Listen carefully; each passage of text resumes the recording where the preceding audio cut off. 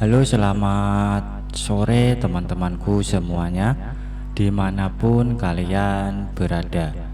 Semoga teman-teman selalu dalam keadaan yang sehat dan selalu dimudahkan dalam mencari rezeki. Berjumpa kembali bersama channel Alur Cerita TV, channel yang berisikan tentang konten vlog yang disertai dengan konten cerita. Jadi dalam satu buah video, teman-teman bisa menikmati dua hiburan sekaligus.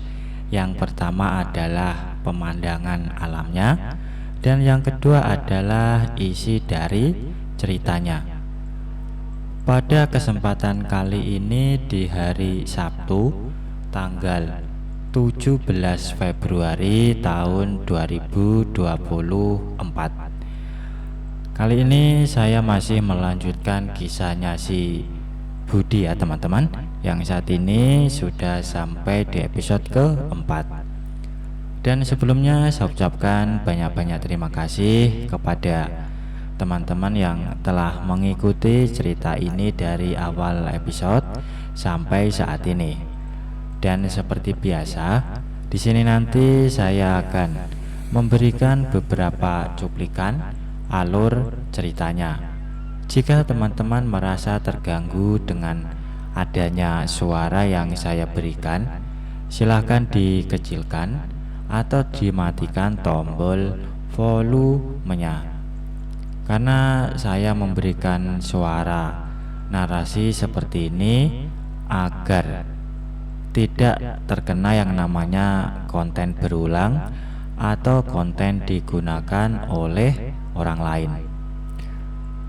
Dan tetap dukung terus channel ini supaya kedepannya bisa lebih berkembang lagi dan dapat membuat saya lebih bersemangat lagi dalam melanjutkan ceritanya yang bertujuan untuk menghibur teman-teman, khususnya di kala senggang, dengan cara subscribe, like, share, dan komen. Dan jangan lupa bunyikan tombol lonceng kalau saya mengupload video terbaru, teman-teman tidak ketinggalan dengan ceritanya.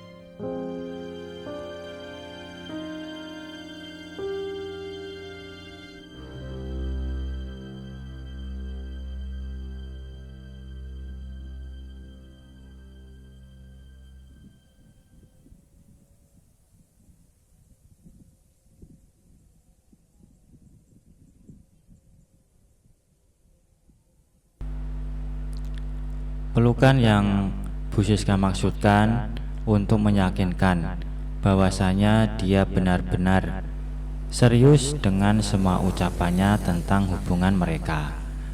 Tapi ternyata Budi menanggapinya berlebihan. Tapi Bu Siska juga tak ingin mengecewakannya. Dia ingin memanjakan Budi dalam 3 hari yang sudah dia luangkan untuk itu. Dan gengsi juga rasanya kalau Bu Siska yang pertama kali menginginkan hal itu harus menyerah. Budi memang luar biasa. Umurnya baru 18 tahun lebih. Pengalamannya baru terhitung bulan. Bu Siska yang sudah 25 tahun menikah, dengan pengalaman yang lebih lama tersebut sepertinya tak berarti apa-apa bagi Budi. Karena gengsi itulah Bu Siska jadi pasrah saja. Dan sepertinya Budi mengerti benar akan hal itu. Dan kali ini ia tidak meminta macam-macam. Jika Bu Siska mengenang 3 hari yang luar biasa itu, membayangkan kegiatan yang mereka lakukan setiap hari, setiap jam, setiap menit dan detik demi detik, selalu membuatnya merasa ingin lagi dan lagi.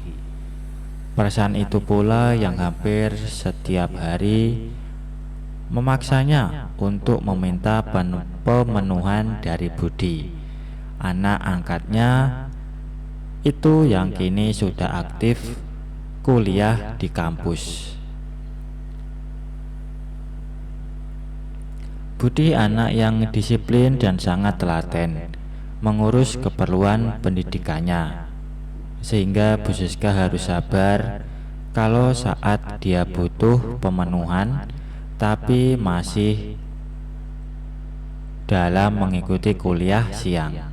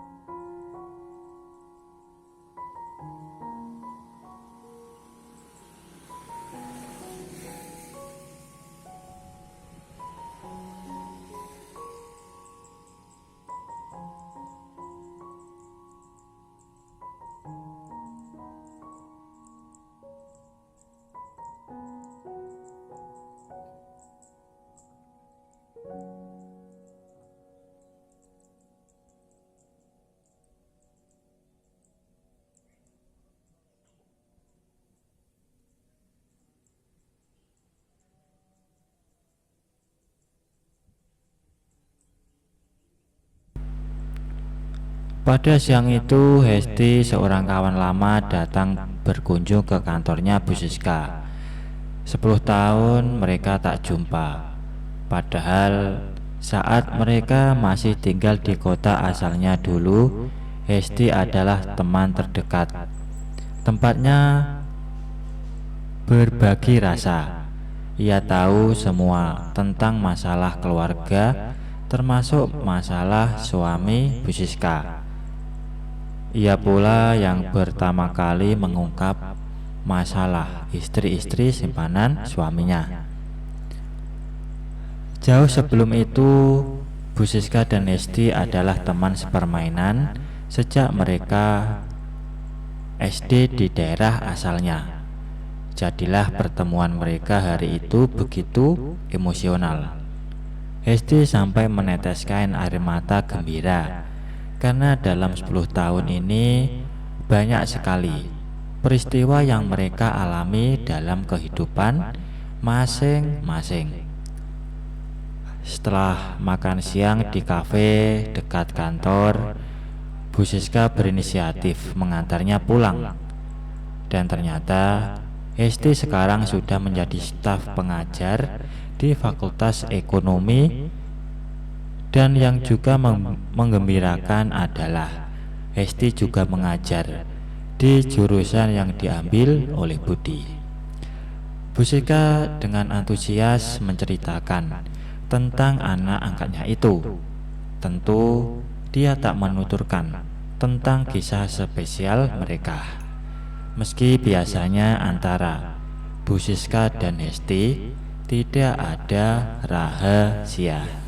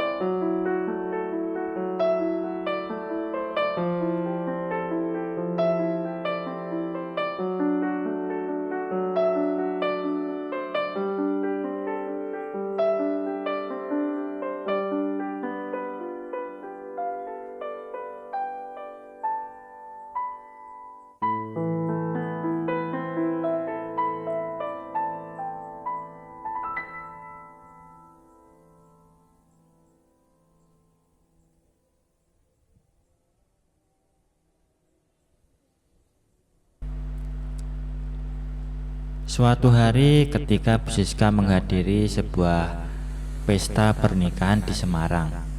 Saat itu ia hanya ditemani oleh Budi karena semua asisten di kantor pada sibuk mengurusi kegiatan bisnis.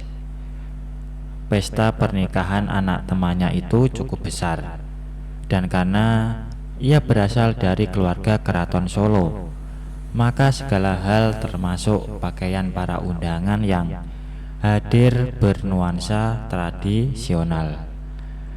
Budi tak sempat memakai pakaian adat Jawa yang sehari sebelumnya. Ketika mereka check-in sudah dibagikan oleh panitia. Ia terlambat bangun pagi itu karena dini harinya ia terbangun dan minta jatah. Bu Siska meninggalkan Budi di kamar, sementara dia dirias di sebuah butik yang ada di hotel itu. Dan ketika kembali, Bu Siska menemukan Budi juga telah mengenakan setelan jas lengkap dengan style ala Renaissance. Bu Siska tak terkejut melihatnya, meski dia yakin kalau ada gadis yang memperhatikan Budi dengan pakaian itu pasti langsung naksir.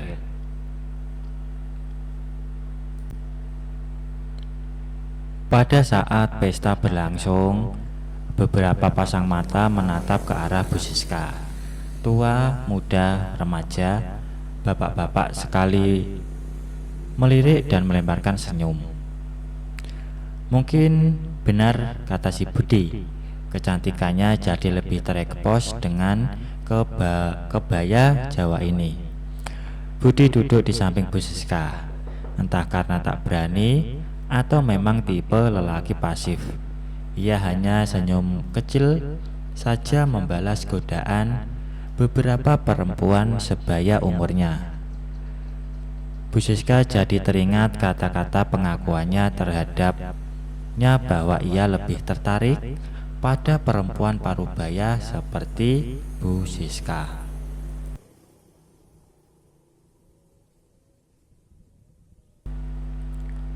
Baik teman-teman, mungkin untuk cuplikan ceritanya saya akhiri sampai di sini. Untuk lebih jelasnya silahkan teman-teman simak ceritanya sampai selesai supaya tidak ketinggalan dengan ceritanya. Dan kalau ada salah pengucapan maupun penulisan, saya minta maaf yang sebesar-besarnya. Semoga teman-teman dapat terhibur dengan cerita yang kali ini saya sajikan. Dan nantikan kelanjutan ceritanya hanya di lain kesempatan. Saya ucapkan selamat sore, selamat beraktivitas, dan terima kasih.